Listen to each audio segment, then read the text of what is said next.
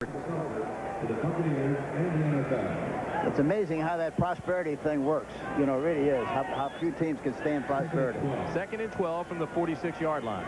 Benny and Nelson are the setbacks. Jones in motion. Wilson to throw with backside pressure.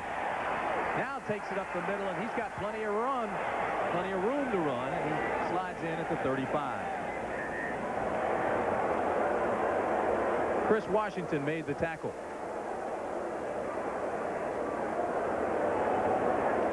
Well, Hank, I know you feel strongly that Washington could be the most dominant team right now. Yeah, I do. I feel that way about it. Watching them play a couple of times, they've got a great situation with the quarterback position, as you know, and they're big and strong. They've got a lot of talent. I really think they're the best in that division. Vikings 5 of 11 on 3rd down conversions. It's 3rd and 2 here. Wilson, 3-step drop, quick out pattern. Carter has the first down to the 22-yard line of Tampa Bay before he's finally taken out of bounds by Futrell. That's the 6th catch of the afternoon for Carter. Here we see New Orleans at the top. I really think at this stage of the season, if they can continue to stay healthy, they are probably the team to beat in that division, along with the 49ers. I think the Rams, I don't think they have enough wood. I don't think they have enough depth to make it, but they might. But I think that's going to be between the 49ers and the New Orleans Saints. Anderson comes out of the ball game. Benny the lone setback on 1st down. Hassan Jones at the bottom of the screen. Anthony Carter at the top. Wilson to throw. Looks to the right side.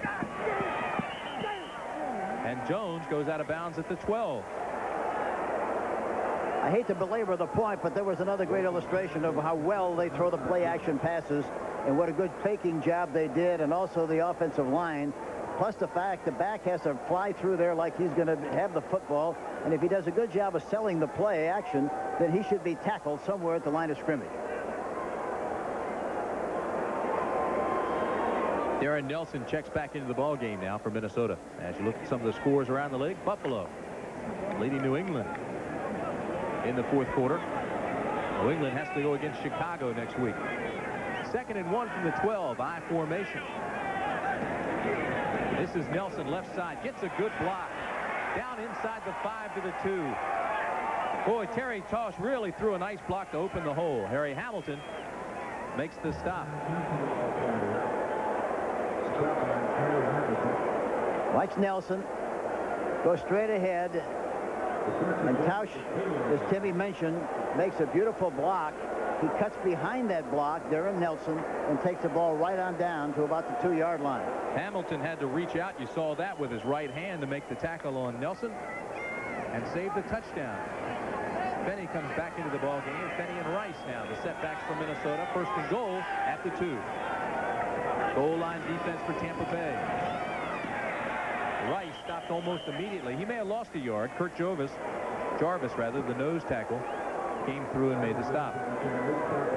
Jarvis really got great penetration, and that's the kind of a charge you have to make in this situation. Here's a ground level replay. 95 Jarvis.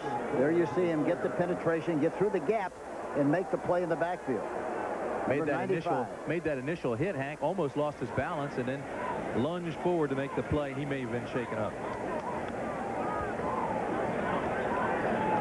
Tampa Bay reloads as they take Jarvis out and 4 other players. And what they're doing is bringing in 6 defensive backs. So they've got Reynolds, Robinson, Hamilton, Futrell, Jones, and Harris all in the ball game now.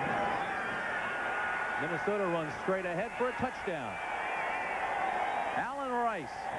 So all the defensive backs couldn't help. And that's why they ran the play. A good call by Schnelker. They anticipated some kind of a pass, and they ran up the middle from the shotgun. Here's an end zone replay of the handoff from the shotgun formation. And it looked like an excellent block out in front by McDaniel. Number 64 got a good push. That's outstanding play calling on Minnesota's part. Nelson for the extra point.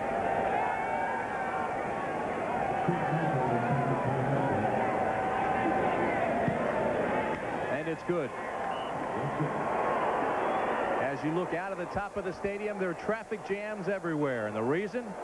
Minnesota leads 42-13.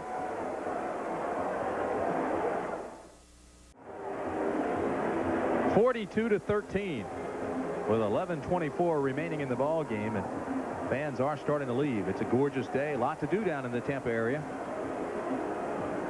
Great town.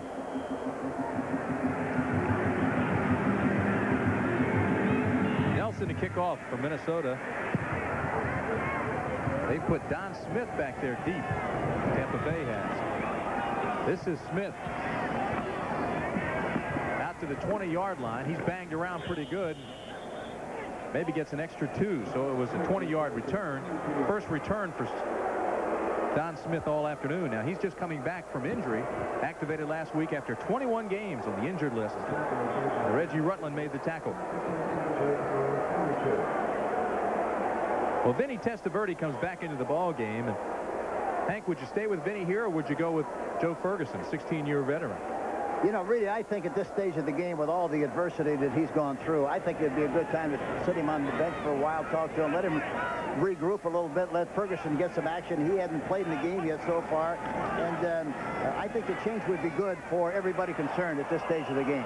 And then after maybe a series or two, put him back in, but at least let him get a chance to look the situation over and get some composure. Pass intended for Gene Taylor. As you look at Joe Ferguson, 16-year veteran. Vinny is now 12 of 28 for 155 yards after a 6-for-9 start. Started with that hot hand. Well, Tampa's 24-yard rushing really hasn't helped Vinny either. And Wilder's injured, so that's another part of this scenario. Second down and 10 from the 22. Backside pressure. This one complete across the middle to Taylor. That'll be a Tampa first down. 10:55 remaining in the ball game, and the Buccaneers have gone to their hurry-up offense. And I think that's a good move. I think you have to do everything possible to try to get something going. This was intended for Frank Pillow. Ball actually hit him in the face mask. Again, Reggie Rutland was out there as the defensive back in the area.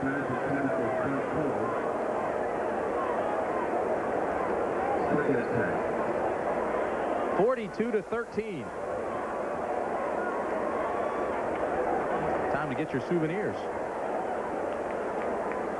Saw you over there today, Hank. Either that you get them or you turn them back in.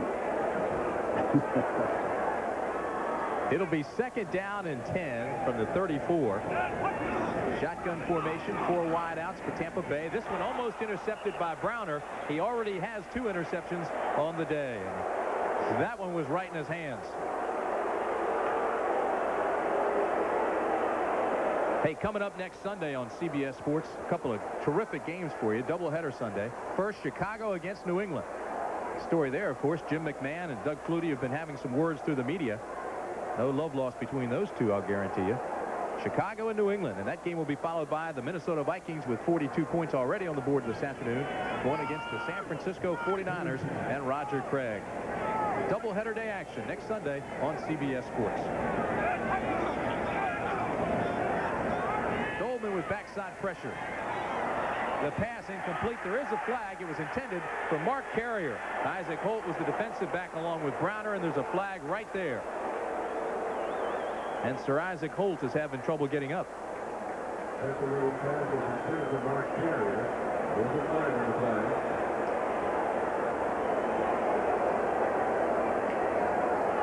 Interference, number 30, defense, first down. That's Holt, 4-year veteran out of Alcorn State. I think you have to give Minnesota an awful lot of credit for the way they played here this afternoon and taking advantage of the opportunities that prevailed. They came into the game kind of shaken about the confidence and about the way they played and all the things. And they all admitted that they play a lot better with their backs to the wall than they do with ideal circumstances when they're winning. And they proved that fact this afternoon. Maybe they'll settle down now and go on from here and have the kind of a season they expected to have. Testaverde goes right side on first down and 10, and this one complete to Gene Taylor. Taylor, a 2-year veteran out of Fresno State, getting some playing time here now in the 4th period. The AFC East, Buffalo at 6-1, Miami 4-3, and you think Miami's making a charge? Look out for Miami. They're laying in the bushes and just crawling along. Nobody's saying much about them, but they've got the potential. They're playing much, much better. They could be in this thing before it's all over with. You have to go with Buffalo at this stage, however. Another penalty against Minnesota. They'll move this ball down inside the 20. Roughing the passer, I think, will be the call. And that is it. Dick Jorgensen, the referee, picks up his flag. It'll be first down at the 11.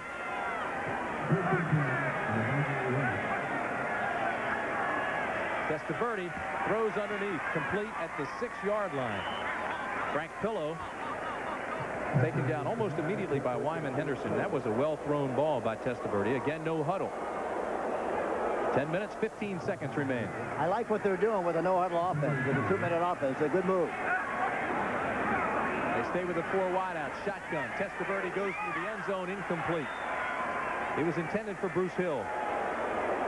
I think he threw that over the top. He saw Holt coming over, or it might have been Lee coming over, and he saw him coming in from the inside and got a glimpse of him and threw the ball over the top to make sure it wasn't intercepted. Of course, the most important number there, all the way to the right. 5 interceptions.